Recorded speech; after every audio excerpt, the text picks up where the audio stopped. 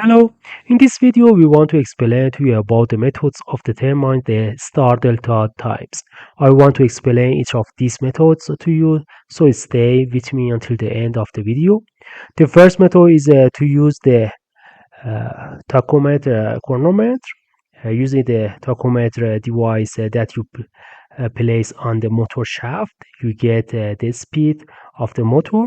When the motor speed reaches 18% of the rate speed. When it reaches this speed, you set the times, the start delta timer. For example, it takes 10 seconds for the motor speed to reaches 80% of the rate motor speed. According to the dimension of the motor, this time is different. The bigger these dimensions are, the longer this timer. The second method is that give to the timer using a formula. The formula of the time is T equal 4 plus 2 radical P. P is the value of the power active of the motor. Suppose we have a motor whose active power is 11 kilowatt, that if we put is 11 in the formula, the answer is 10.6 seconds.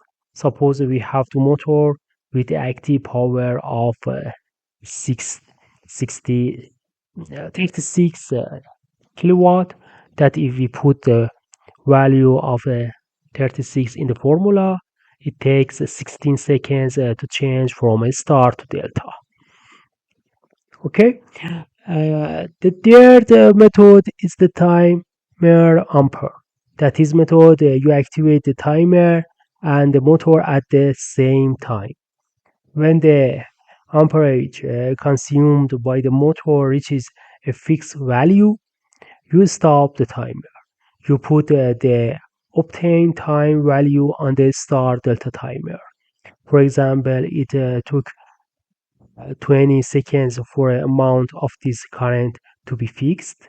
So you have to change the timer from a star to delta in 20 seconds. Okay. In the fourth method is to get the time into the traditional way, that is the most widely used method of the obtain star delta time. This time is measured according to the sound of the motor.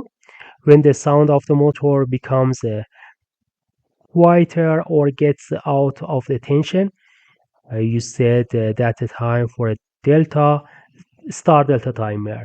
If you have any way to get a star delta time apart from these four methods, write in the comments. Thank you.